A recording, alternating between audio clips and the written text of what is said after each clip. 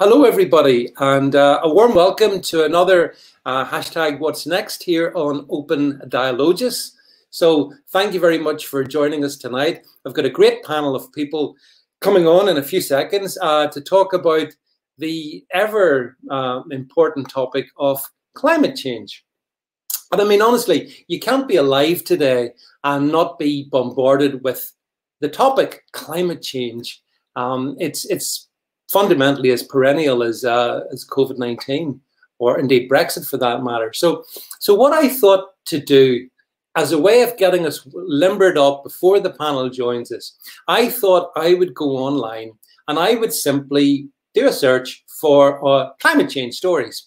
So what I'm going to do is I'm going to share this with you all, and this is this is a sort of if I can get this one, hang on.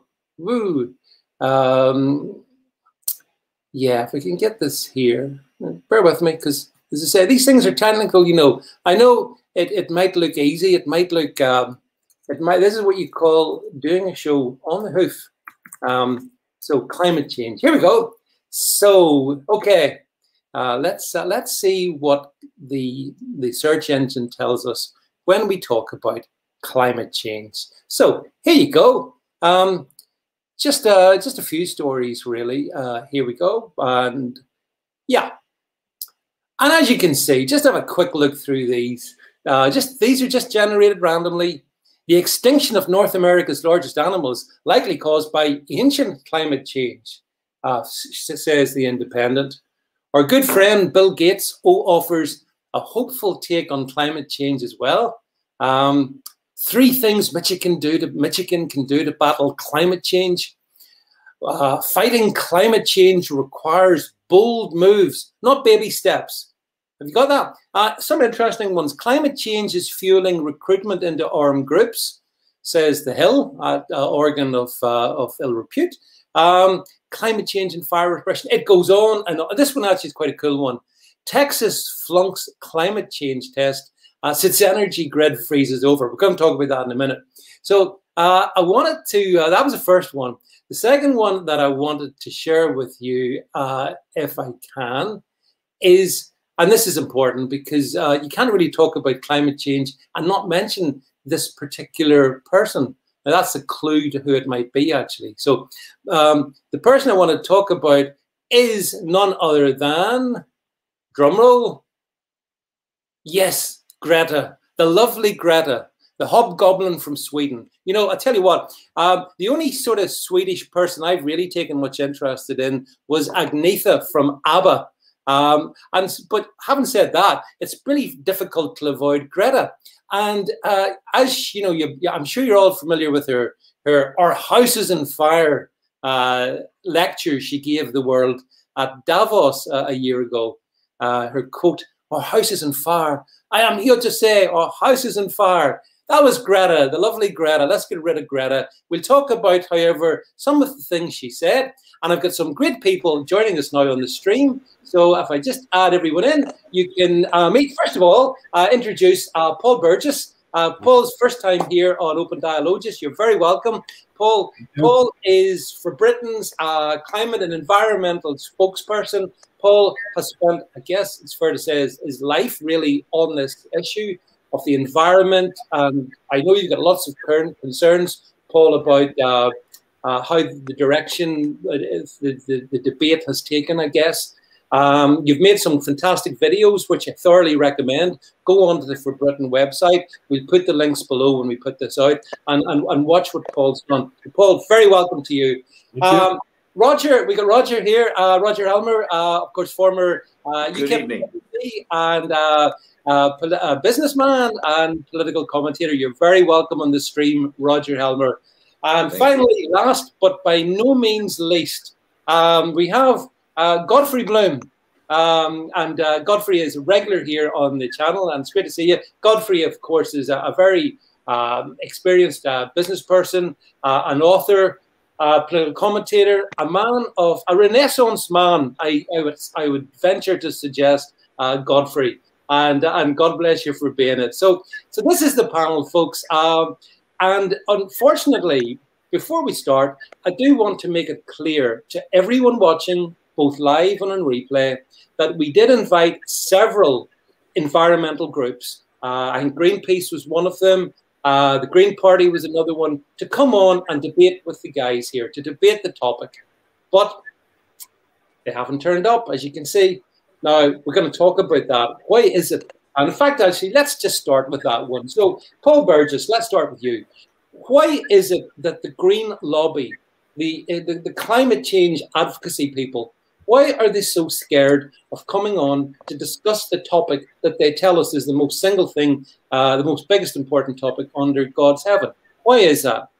Well, because they don't follow science. They don't follow scientific principles at all. Science is based on challenges. Science is based on evidence. And if you can't, you know, if someone, I've asked anyone to debate me, I've had the Green Party sort of offer and then withdraw as soon as they watch my videos, etc. So as soon as they know they've got someone who's got evidence, they seem to back away. But basically, unless you can be challenged and unless that you don't follow science, the rules of science, my very first video establishes two things. It establishes the difference in climate and weather, and it establishes the process of science. They do not follow the process. They're ignorant, very ignorant. And I was once on LBC and I brought up climate change. It came into that. Yeah. And I was told, Paul, you should be ashamed of yourself for even challenging it. You know, so even the mention of a challenge, I'm supposed to be ashamed. I'm not ignorant in science. I've got a master's and so on. And also, you know, I've written mathematical models on climate and so on. So, you know, I'm quite versed in the subject that way, but that doesn't matter. All that matters is my argument.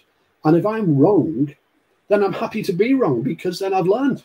In science, if you're wrong, that's great because you've stopped yourself being wrong. And so I would welcome to be wrong. And they don't. They're scared. And the reason they're scared is they actually haven't got the evidence, and we have. But Godfrey, isn't the problem that whilst they would dispute what Paul said, they would say we do have the evidence. It's there. You can't miss it. Look at the mess the world's in. So, Godfrey, if you don't go along with climate change, aren't you just a climate change denier? Well, I don't know anybody who's denied climate change. I'm 71 years old. I don't know a single person who's ever denied climate change. Climate has been changing for millions and millions of years, and that is not the point at issue. The point at issue is what causes it, and does it matter? They're the two main things. Mm-hmm. And of course, what we're dealing with the reason they will never come onto a program like this, they will never come on, is because they are advocating what is a belief system. They have a belief system. They don't have a scientific perspective. If there was a scientific perspective, we would see major debates like we saw in Brexit on the one hand and on the other hand on mainstream media. Now, we don't see that. So if you just pluck a name out of the air, for example, if I might use Professor Ian Plimer, who's one of the leading climate scientists acknowledged on the face of the planet, we don't see him debating anything with the other side because the other side don't have, as Paul says, they don't have any scientific evidence. So what we see is a little teenage Swedish girl who reads off a teleprompt with pushy parents being allowed to get away uninterrupted with whatever nonsense she comes up with. And that's the argument in favor of the theory that man-made global warming is going to kill us all. They don't actually balance that with Professor Plimer or any number of internationally renowned climate scientists because, of course, the argument would collapse. It has nothing whatsoever to do with science. And in the last 20 years, we've heard this silly nonsense. We've only got to look out of the bloody window. I mean, I'm up here in East Yorkshire. It's been freezing for weeks. And of course, they'll say, oh, well, that's weather. But just a minute. We were going to have palm trees. We were going to see the last of snow. 20 years ago, we heard all this. It just hasn't happened. So I ask anybody looking at this clip, it hasn't happened, has it? So when is it going to happen if it's going to happen? So enough of this. Enough of this. It's too stupid. It's too stupid for words. Well, well, I mean, yeah, right. Well, Godfrey, that's a clear view. But Roger, I'm old enough, and I suggest you gentlemen maybe as well. I remember when back in the 70s, mid 70s, it was it was the Ice Age was coming. It was the Ice Age, and then it was going to be global warming, and now global warming's changed into the more generic climate change. And is it possible, do you think, that they're moving goalposts? And why might that be?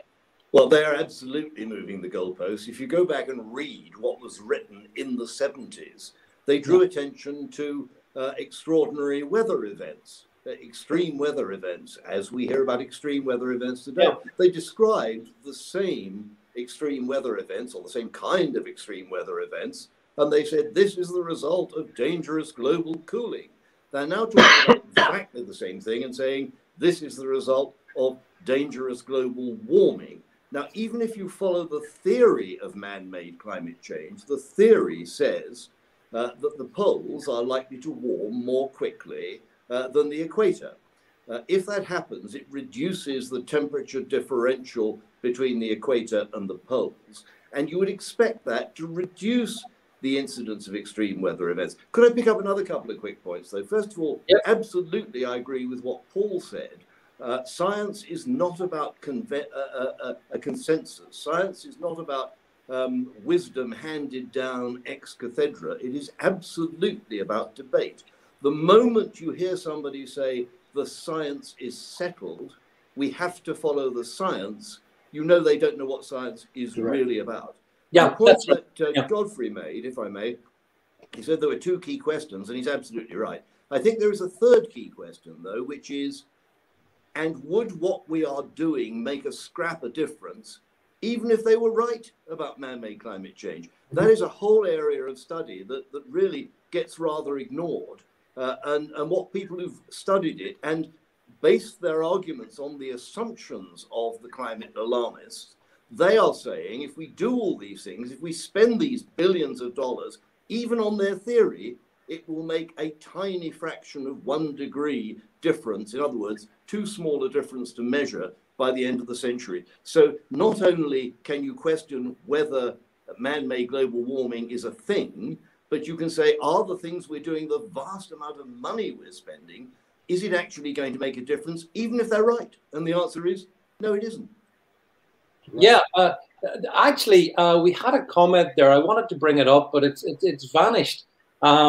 It was from a climate alarmist, I think, called Simon Mason. But I hope Simon makes it again, because if Simon's, I'm sure you're watching this, Simon. Please make your comment again regarding the stream, because I want to bring it to the attention of the guys on the stream. Actually, we should definitely welcome people like Simon, who completely disagrees with everything that you guys have just said and who disputes even the validity of this debate. So please, Simon, please make your comment again. It was taken away before I could get to see it, but I think it's good to bring this is as close as we're going to get, guys, to a climate greenie alarmist on the screen. So I welcome him. That's good stuff. Actually, one of the things he said is that, you know, one of the reasons why this discussion is not valid is, number one, it's because well, none of us are scientists. Now, I'm not sure that's true necessarily in Paul's case, but these four non-scientists, I mean, you can't pontificate on these things. To which I say two words. Greta Thunberg? Where did Greta? Remember Greta? Gets a degree, yes. You know, but I'm sure, Simon, if you're watching, Simon, you can fill me in on Greta's scientific credentials. But Paul Burgess, coming back to you in this one. Yeah. I mean, you've spent pretty much a big chunk of your life, you know, in this area, and you know, so it must be so frustrating when you're interested in science, as Godfrey and Roger have both said, when this is your foundational area. And then when you want to discuss the science, these people just throw a homonym at you or run away with their tails between their legs. And that does not facilitate the scientific method in any regard, does it? No, not at all. Can I just make a few points from all of that that's been said so far? If you take a look at the trend at the moment, and by the way, you really need 30 or 40 years of data to get a single point on a graph for climate. So you have to be careful of trends. But let's go to the official trends. I've got them here, actually. I don't know whether you can see that there. But these are HADCRUT. Now, HADCRUT is the alarmist model. It's the alarmist model for measuring world temperatures. And at the moment, and this is true, we've got over 3 parts per million per year, and it's accelerating CO2. That's a fact. Everyone agrees on that. But look at that second point.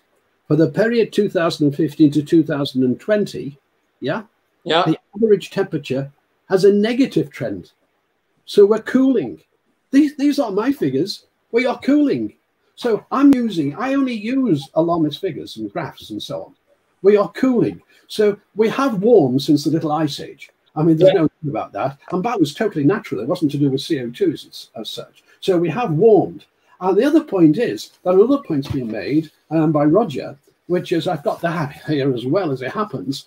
And this bloke was calling for, there's a bloke here calling for people to be arrested for being a denier. And one bloke actually called for the death penalty. I'm not kidding you. But let's look at that differential in temperature between the equator and the North Pole. Because if that's true, there has been warming, which there has been naturally in any event, right? And there must have been maybe a tiny amount contributed by mankind, you'd have less hurricanes, for example. Because hurricanes' job is to take the heat from the equator and distribute it to the poles. And in fact, there we are. And these are, again, official figures. 30% last landfall hurricanes, 30% less since 1945. Now, you can take other variables on hurricanes. You can take the total energy transfer. That's also declined. So when you take droughts, when you take floods, when you take fires, they've all declined by a remarkable amount. So we're not in. We've had global cooling scare. We've had global warming scare. We've had climate change, which is meaningless. And we're not in that. We're in climate alarmism scare. And basically, that's almost going to evolve because the CO2 thing's not working for them. It's going to just simply be the only way you can deal with climate is to get rid of capitalism and have a world order. Basically, that's the way it's heading. But I go on about, just finish with this. I've got lots of graphs here. On my site, I give evidence all the time. So for the person who's made a comment so far, let's deal with the evidence, no matter who I am. I have a scientific background, etc. And to say we're not scientists is meaningless. Is Al Gore a scientist? No. Every one of those scientists who said no snow, our children will not snow. Where are they now? Can I just say, if someone has had 50 years of making the wrong predictions, which they have, and I don't know a single one that's been right, then why should I respect them as scientists? Sorry. I get. Sorry, Roger. I'll bring you in a second. But Godfrey, I mean, you put your finger on probably the single biggest issue has been the sleight of hand that they've used, because nobody, as you said at the very beginning, Godfrey, no sane person denies climate change. It's been happening since this planet formed. So, but what they've done is very cleverly, they've sort of fused the term climate change with man-made climate change, and done it in such a way that the media don't really necessarily talk that much about man-made when it suits them. It's just climate change, and that in young minds, particularly young minds, that makes a huge impression. And therefore, Godfrey, we've got a young group, young people are very amenable to this gospel of climate change, aren't they? I mean, aren't they? And what do we do about that? Well, I would like to see, my beef really is, well, first of all, you don't have to be a scientist to assess information, science information. I'm a professional research analyst and have been for 40 years. I'm an expert in assessing data, any data, and telling you whether it's good data, bad data, the flaws in it, so on and so forth. But let's look at why we're not having a debate. Okay, now let's get back to this guy who says we're not scientists. I've just been downstairs to my archives. See all these books? See all these heavy books that I've got here? This is just one lot. Here's another lot coming up. All right? Yeah. Here we are. Here's another lot. These are just a few I've taken off my shelves from international scientists who specialize in climate, none of whom accept the man-made global warming catastrophe theory. None of them accept this at all. There are thousands and thousands of scientists, but they're just not allowed on the TV. Only little girls like Greta or Roger Harrabin at the BBC, who is an activist. He's a green activist. This is about a belief system as strong as the Catholic Renaissance was. Correct. It's strong then. Copernicus and Galileo weren't allowed to challenge the Catholic Church, and we are not allowed, doesn't matter how clever you are, how brilliant you are, you're not allowed to challenge the government rhetoric, because it doesn't have anything to do with climate change or saving the planet. It's about control and manipulation of the populace in what was a free society. You can't travel here, you can't travel there. We're going to make you do this, make you do that. We're going to tax you here, we're going to tax you there. We're going to control you. This has nothing to do with science. It hasn't since the beginning. Yeah, and can I, that's a good response to him. And can I also say to Simon, by the way, he's talking about the number of people who are watching this. Guess what, Simon? By the time I'm finished with this and I've pushed this out across my platforms, we'll have over 125,000 people who will see this. So just to comfort you in that there, Simon, don't worry. The views of Paul and Godfrey and Roger will get out there. And I'm sure you'll be delighted about that since you're such a fan of science. And actually, there's a guy, you know, Robin says, science is the observation of facts. We are all scientists. Academia is something different. That's a fair point. But Roger, I mean, you know, I mean, it's perfectly obvious from Paul and from Godfrey that we are interested in facts, in data. And yet, in a sense, those have become irrelevant in this debate, which is incredibly disturbing. They almost have, I'm afraid, David. And my recollection goes back. Do you remember David Bellamy, who used to be an absolutely wonderful biologist on the BBC? And he was extremely popular, and he was a very good presenter, if I may say so, right up in the David Attenborough class, if not better. And the moment he suggested that there might be doubts about the theory of climate change, he was unpersoned by the BBC. But it's not just David Bellamy.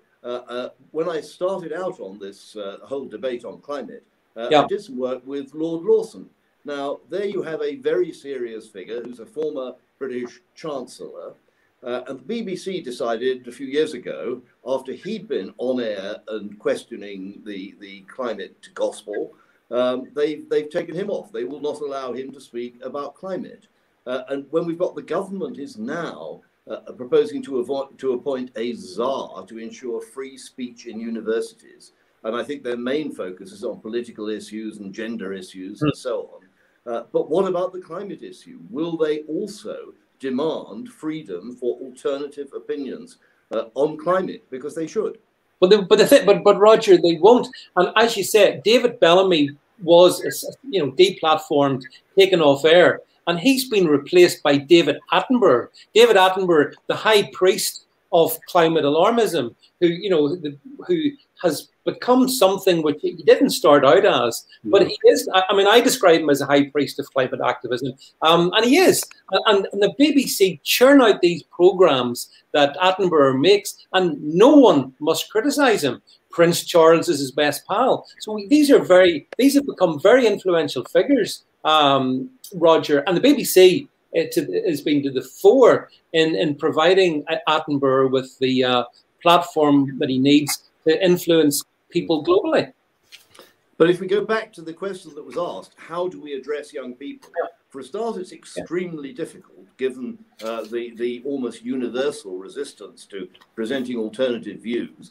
But the message we need to get through, the whole climate alarmist thing, is based on the last 100 years or so, during which temperatures have risen very slightly, and during which the amount of CO2 in the air has increased. And it is an absolute fallacy in science to say two things have increased at the same time, so one must have caused the other. The classic example is the murder rate in the United States and the number of Methodist ministers. Because if you look at the data for the number of Methodist ministers over many years in the United States and the number of murders, there's quite a strong correlation. But nobody, I think, suggests that the Methodist ministers are committing the murders or that the murders lead to more Methodist ministers. But the important thing to get across, the simple point to get across, is that the climate has been changing not just for the last 100 years, it has been changing for 4.5 billion years. years, Yeah. and in particular, it's been changing regularly over the last 10,000 years during the current interglacial. And there's roughly a pattern, a very rough pattern, of the temperature rising and falling roughly every 1,000 years or so. If you go back to the medieval warm period about 1,000 years ago, why did the Vikings call Greenland Greenland? Because it was green. Go back another 1,000 years, you've got the Roman optimum. Go back 1,000 years before that, the Minoan optimum, and there was a series of changes. So those sort of changes are typical. The changes we have seen in the last 100 years, which is what the whole of climate alarmism is based on, neither the temperature nor the rate of change of the temperature is any way untypical. So the onus is on people who think there is a new reason for it to explain why there is a new reason and why it isn't just part of the pattern that we've in fact seen well established over thousands of years. Yeah, I know, I agree. Well, I mean, one of another, I mean, Chris has put up a point here. Again, Paul, one of the high priests, another high priest of the alarmism movement, Bill Gates, and he wants us all to be 100% carbon neutral. So does Boris, our glorious leader here in the UK. So, Paul, is this possible? Could the UK, to take one economy, could we get to 100% carbon neutral in, what, 25, 30 years? Is that possible? No, it isn't possible. And what the Climate Change Committee have proposed and what Boris has already stated is so ridiculous. A child, I'm surprised. Well, have to forgive a 4-year-old for doing it. Boris said early on this year, he said, end of last year, he said, we're going to build 600,000 heat pumps a year, and ground heat pumps at that. Now, I'm actually going to take not the figures that the ground heat pump people give, I'll give the cheaper air pump. That's 800 billion a year between now and 2028. The committee has said, no, we're going to build 450,000 a year between now and 2030. You end up with the same 5.5 million. That is, you know, if the ground heat pumps, you're looking at 1.5 to 2 trillion.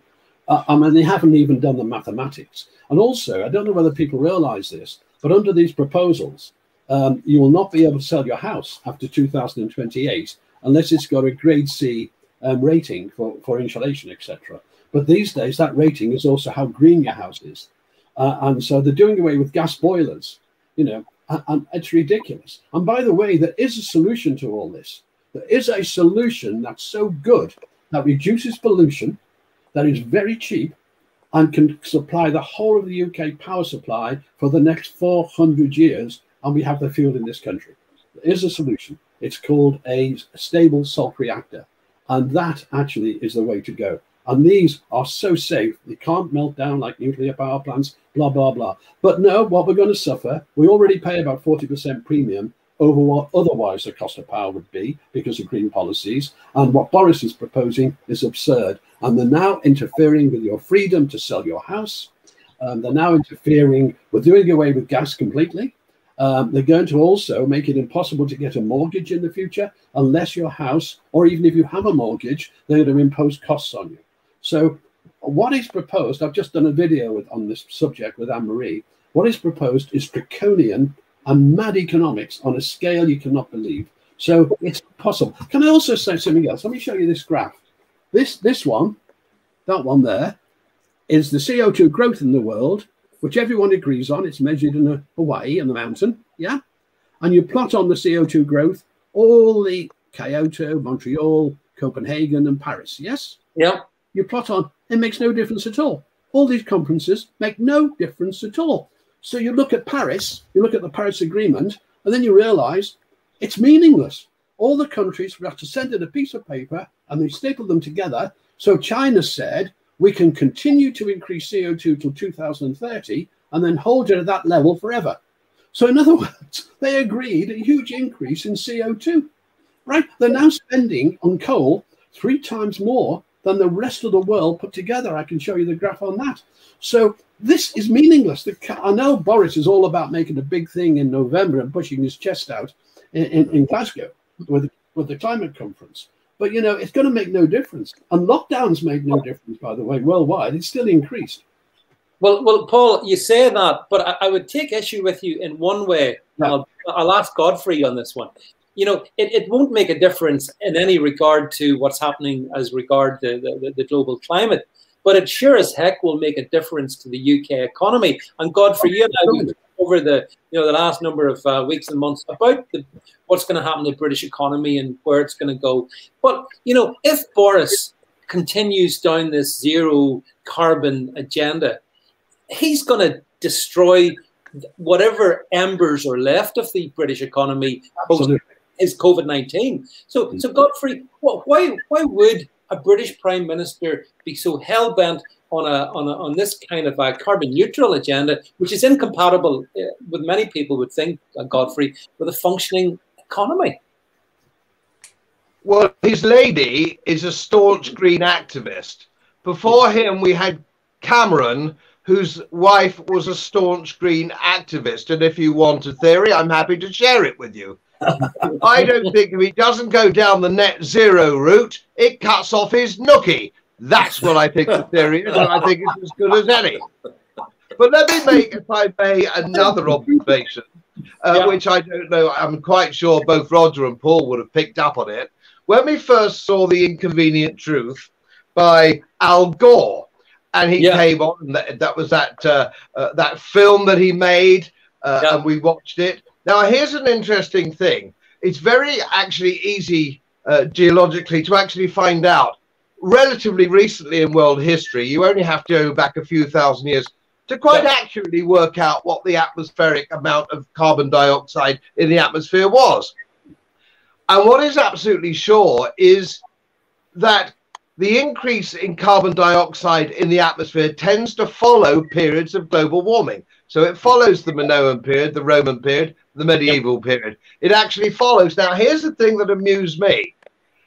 If you watch that film and freeze the graph behind Al Gore's head, that graph endorses that in his own film, which shows how weak mainstream media is and how sadly lacking in interest and credibility are our young people, because they've got eyes a lot sharper than me. They should have picked straight up on it and said, excuse me, Mr. Gore, can we see that slide again? Because it seems to me that you're talking bollocks.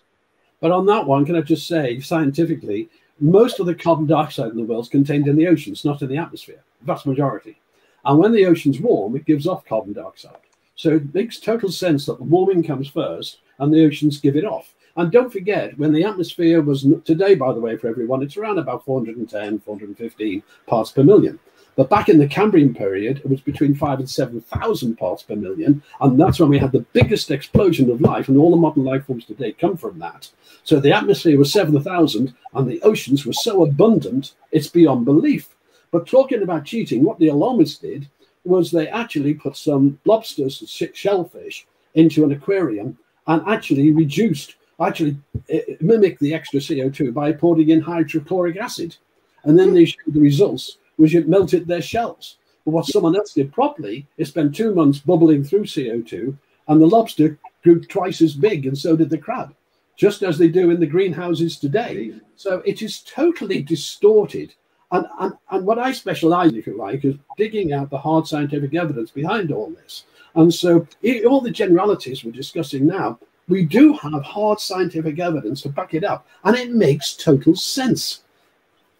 I have to say, Godfrey, you mentioned Al Gore's movie, An Inconvenient Truth. I have very fond memories of that movie, because that was back in the days when the BBC allowed me into its studios. And I tell you what they did. They actually paid me and my wife to go and watch An Inconvenient Truth, which we did. And then they brought me into the studio the next day, and I castigated Gore, who would be another arch hypocrite beyond belief. You know, and the BBC weren't very happy about that. And funnily enough, I didn't get invited that much back after that. But I did enjoy the freebie care of everyone's license tax, those who are foolish enough to pay it. But yeah, I mean, the thing is, they get away with so much, Roger, don't they? I mean, you know, everything that's being said here, which is brilliant, is facts, it's data, it's kind of incontrovertible. But Instead, all the little hobgoblin from Sweden has to do is she has to say, we've got 12 years left. 12 years, that's it. We have prominent US politicians saying the same kind of thing. And unfortunately, guys, and Roger, that dominates the debate. That sweeps away all the things that you've said. Because if, I mean, Joe Biden apparently said a couple of weeks ago, climate change was racist. Don't know how that works. Everything is racist. Every single thing is racist. It doesn't matter what. It's absolutely crazy, isn't it? But we have a position where they insist on the truth of what they say, despite the facts. And I think it's wonderfully ironical that we are sitting here discussing global warming at a time when there are huge power outages across Texas. Yep. Texas, the absolute home of American oil and gas, can't keep the lights on. California, of course, hasn't kept the lights on for some time. Yeah. There are 4 million people in Texas suffering from blackouts right now. And it's not just the United States. Russia is having an exceptionally cold winter. There's been snow on the Acropolis in Athens, for heaven's sake. We are looking at very strange weather conditions. Now, I'm perfectly prepared to accept, if you put that to them, they will say, we're looking at long-term trends and we're not interested in weather. But I'm very interested by the fact that if it's ever cold, it's weather. And if it's ever hot, it's climate change. And this point, which Paul has just made, that according to the Hadcrat data, the last 5 years have actually seen a small decline in mean global temperatures.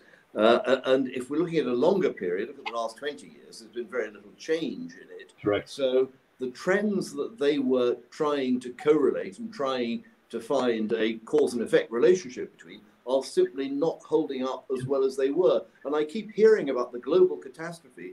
What global catastrophe? And they desperately try and big up any sort of hurricane. And as Paul has said, the hurricanes actually are in decline. The other extreme weather events are in long-term decline. And the global catastrophe that we're all spending trillions of dollars to protect ourselves against, it just isn't there. Yeah, well, the thing is, though, they are causing catastrophes in another sense, because you mentioned, Roger, you mentioned Texas, and I'm sure people on the stream may have seen some of the images of the frozen turbines, and I've got some friends over there, and they're sitting in Texas. It's really cold, and they have no heat. Their temperatures, and the irony of all places, as you say, Roger, Texas, you know, the home of Dallas. If you remember Dallas back in the 1980s and all of that. And now people are freezing because, Paul Burgess, they pursued the green agenda. And look at the consequences for Texans right now today. But in the last month, in January, we had wind power in this country reduced to 1.2%.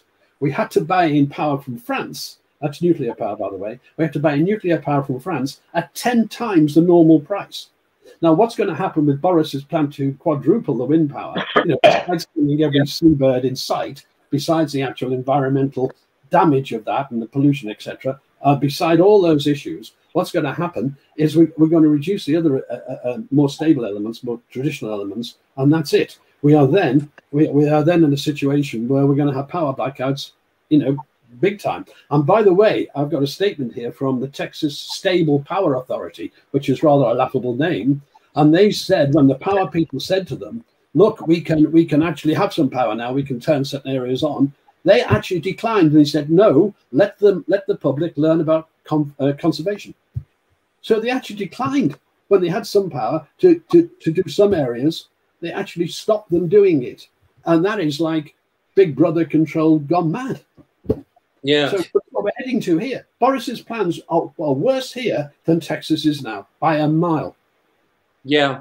Well, another aspect of it is, Godfrey, you know, I'm not sure what it's like in Yorkshire, how many turbine farms they've put up, but I can tell you here in Northern Ireland, in a very nice part, the North Antrim Hills, they've absolutely defaced them. They've ruined them by putting up these wind turbines, which don't operate a lot of the time, which don't contribute in any significant way to the grid.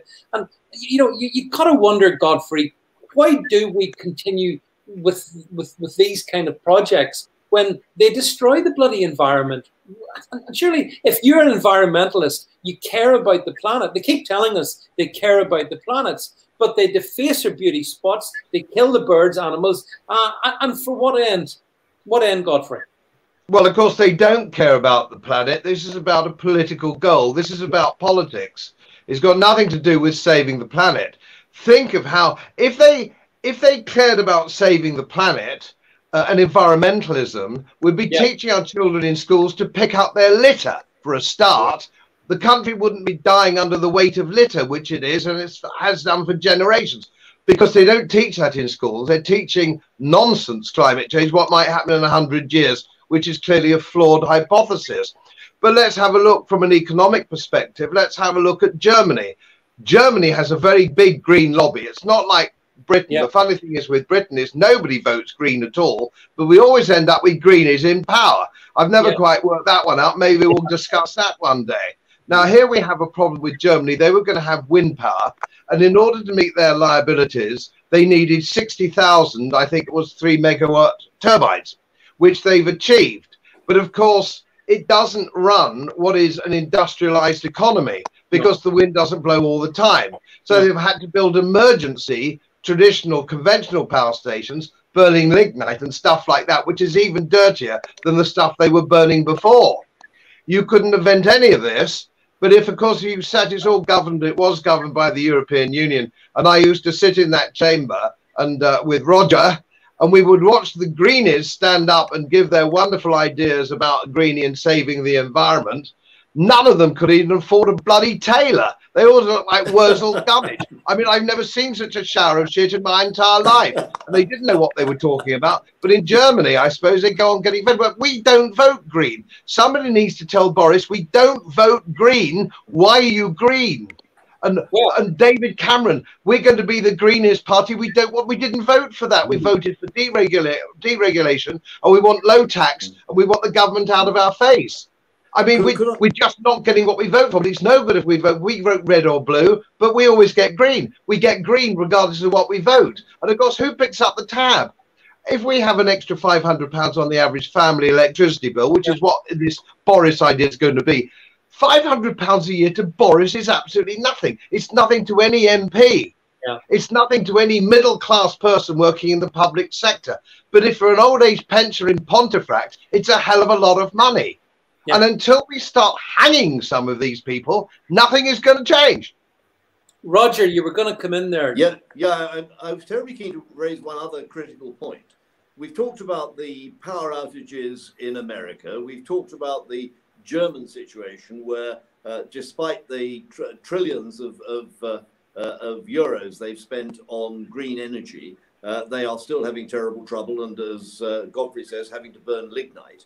What we haven't mentioned, of course, is that the plans that we and the Americans and the Europeans have to phase out petrol and diesel engines and run everything on electricity. And by the way, while we're at it, to phase out gas boilers in a domestic context and replace that with electricity. In round figures, if we're going to do all those things, we will need something like double the generating capacity we have today. Now, the generating capacity we have today is clearly inadequate, especially the conventional capacity, the nuclear, the gas, and so on. And we're phasing it out anyway, apparently. Nobody has told me where they think they're going to get this extra electricity from. It's crazy. We already cannot maintain the stability of the grid with the demand we have today, and yet they're proposing to double the demand. How does that work? It's a religion, as Godfrey said.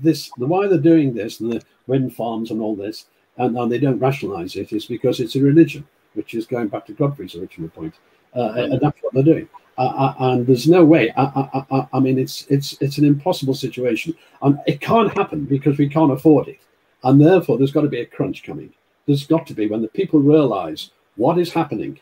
There's got to be a crunch here. I don't see it working out at all. There isn't the money available. Well, one of the things, Godfrey, that disturbed me, and I think it's about a year and a half ago, pre-COVID, you'll remember the Extinction Rebellion louts took to the streets of London, causing all kinds of problems and blocking streets and all of that. And Extinction Rebellion, anyone who's looked into them, they are essentially, they're a Marxist group. They're anti-capitalist. Yeah. Bunch of Marxists out to bring down the capitalist system. They've made that clear. Godfrey, the thing that concerned me most of all was that this Conservative government did express sympathy for the objectives of Extinction Rebellion, which may or may not, from the government's point of view, have included the destruction of our own capitalist system. But it does tell you something, Godfrey, when a Conservative government is aligned with a deranged Marxist group such as Extinction Rebellion. I think Extinction Rebellion is what Lenin, I think, used to call useful idiots.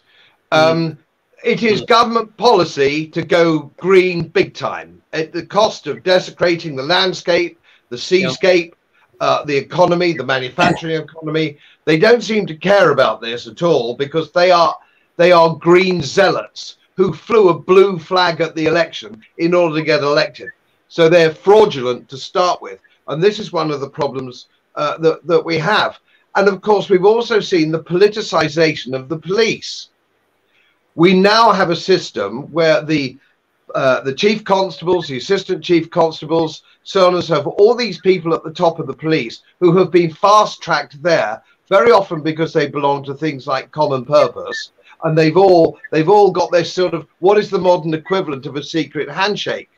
So if you demonstrate in Hyde Park wanting our freedom back out of lockdown, you get duffed up by the police. Yeah. You could hold London up for an entire week and the police will dance on London Bridge with you. Yeah. I've never seen anything quite like this.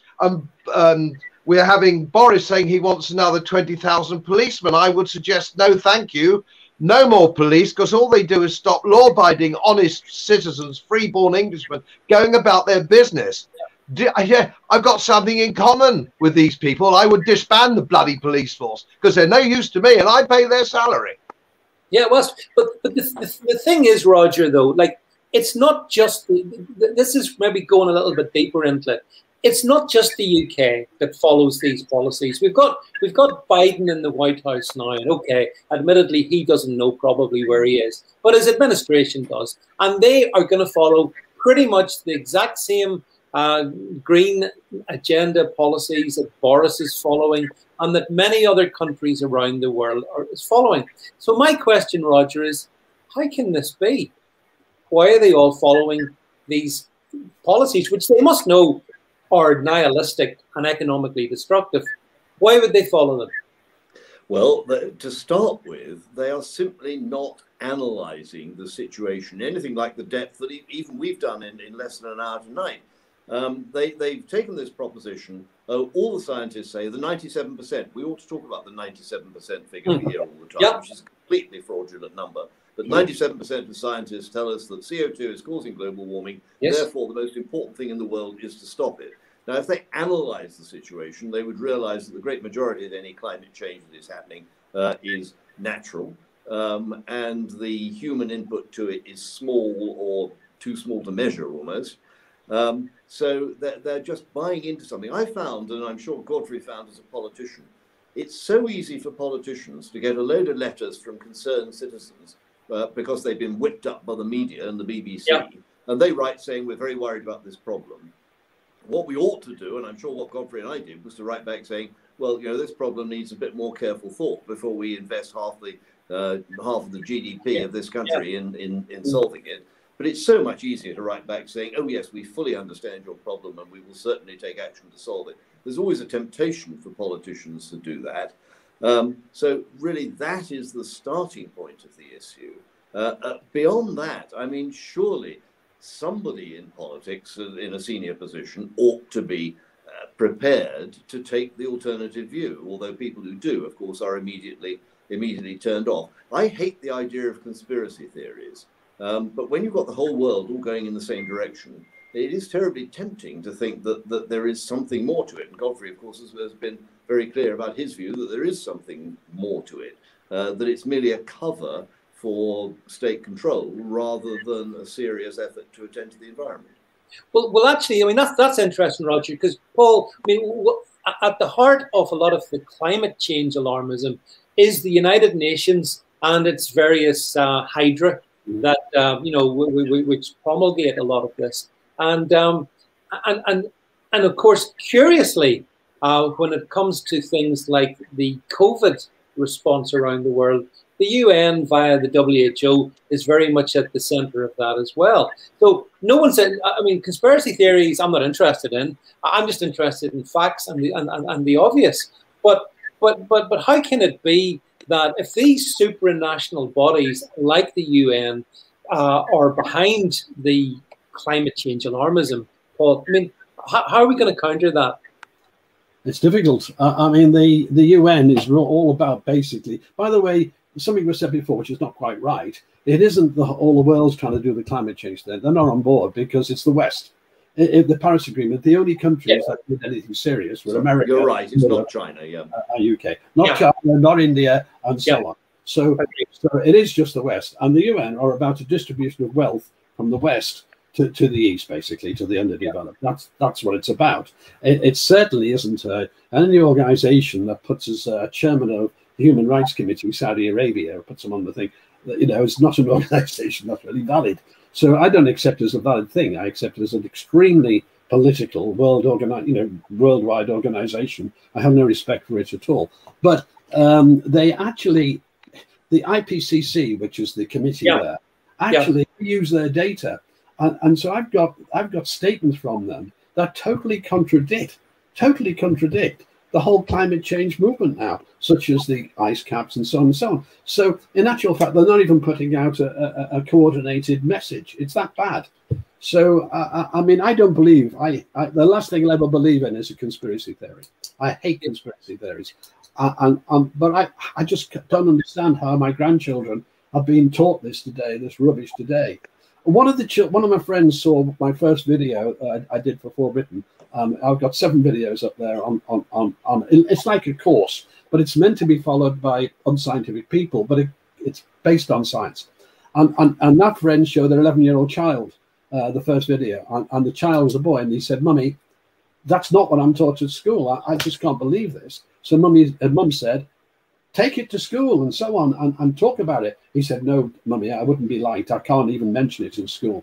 So at 11, kids know that they're not supposed to go that way. It's frightening. And I do my best. I've got 10 grandchildren, and I do my best. I mean, they're not all sort of ready for this, but I do my best to educate them on the world this way. So how we've ended up at this amazes me. How we've ended up in a situation where it's in everything, it's in every program, it's in entertainment, it's in education, and it's in the rewriting of history. All I can say is Orwell was pretty clever, in what he forecast, because we're near it. I think, Godfrey, I mean, let's just be blunt in this one, as you were earlier. It's a cult. Climate alarmism is a cult. Divorced from science, but extremely effective. All they have to do is David Attenborough has to show a sad and lonely polar bear, and that counters all the science that Paul puts out, or any of the points that Roger or yourself are going to make. Because people get sad about seeing a polar bear being lonely, or maybe a couple of penguins being a bit isolated. And so we live in a world where this global cult has actually taken a back seat for the last year, Godfrey, because of COVID. But there are certain things that seem to align the two things. And as COVID seems to have dipped a little bit anyway, the climate alarmists are all back, Godfrey, and they're saying, well, look, international air travel, it's right down. Good news. We've got to keep it that way. So do you think, Godfrey, this is entirely coincidental, or is this just the global alarmist cult using the consequences of COVID? Well, if you accept that it's all about political power, as I think one has to, you have a wonderful tool, which is either COVID or coronavirus, call it whatever you will, or climate change. It is the tool. It is the gun. That's your weapon. And of course, this is what they like. And when I spoke to the head of physics at a local public school, which my nephew was at a few years ago, and I said, you're an intelligent man. Why are you buying into this nonsense? And his response was very interesting. He said, I am paid, the school is paid for children to get straight A's to get into a good university. If I teach the children that this climate thing is nonsense, they will be marked down. So they won't get their A's, and that's what I'm paid to do. So we have an education system which is a box ticking exercise now. It isn't education at all, and it hasn't been for some time. There is no critical thinking that James Delingpole said on this channel a little while ago. Our children are not trained to think. But I'll just wind up with this. When we talk about conspiracy theories or not, what we do accept, we all accept on this panel, that socialists and communists, if they want their way, they first have to destroy the society which they are within. Nobody disputes that. We know that. That's a historical political fact. Now, if we're looking for a major political control, we are dealing with the same phenomenon. The only difference is when the medieval kings stole your land, stole your cattle, stole your wife, bashed you over the head, they were honest thieves, weren't they? They said, I'm taking all your money and your goods for my own personal benefit because I'm the king. Now we have a different system. They do exactly the same thing. They're exactly the same sociopaths. The difference is they think they tell us it's for our own benefit. And most people believe it. What can you do?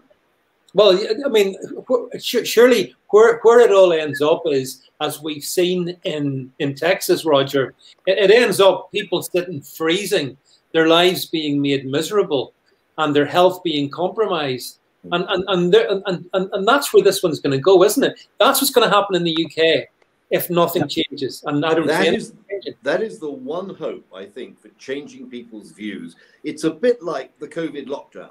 And everybody says, yes, we've got to have a lockdown until they realize what the economic consequences are. Then they will be angry that they've been conned. And I think it's the same with the climate scam.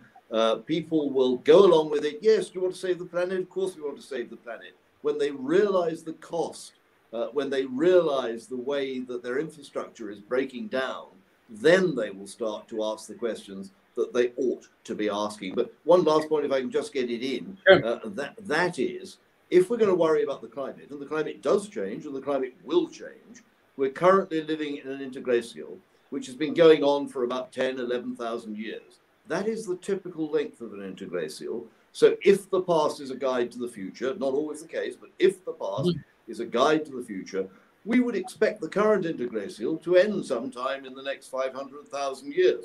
Won't be in our lifetime, but the risk there, the medium-term risk, is in fact definitely global cooling and a new ice age. It is not global warming. No, you're right. And I mean, I think, you know, just to finish on, one of the things that disturbs me most is I suspect that here we are, the four of us, and all those who will watch this and hear what we've talked about.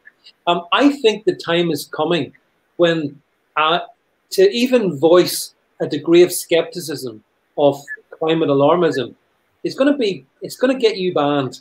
It will get you removed, I believe, in the not too distant future from the big social media channels, because just as, you know, there are other topics which I can't even say to you, but you probably guessed we can't discuss on some of these channels. I think the climate change issue is going to become one of them. Because, Godfrey, you referred to, you know, how these, you know, sociopathic leftists operate. Well, the fundamental thing that they like to do is shut up those people who don't toe the line to them. And especially if they're, as you three gentlemen have demonstrated, you've got facts, you've got evidence. So it's not really an emotional argument, it's a fact-based argument. And the most dangerous argument of all, we all understand, is ones that are based on facts. So, you know, so while people like Greta Thunberg and David Attenborough continue with their propagandist drivel, which is just spread around the world, it just makes it harder to get facts like this out. And that's why I want to thank you, Paul, you, Godfrey, and you, Roger, and those of you watching. I hope you picked up the data that's been put on the stream. You should share that data with your friends and family. Have open discussions. We've got to challenge the narrative, folks, whilst we still can. And that's a role that we all have to play. So listen, thanks, Paul, Roger, Godfrey. It's always a pleasure to see you three guys. Good to see you, Paul, on your first go here on Open Dialogue. I hope you haven't been traumatized and you will return with us. And all of you folks who watch this on replay, do make sure you subscribe to the channel. Do make sure you support us. Tomorrow night, my colleague, Bill Etheridge will be back with his show, so do make sure you subscribe to that. That's it from us for this evening. Thank you all very much. Wrap up warm. It's cold out there. Good night.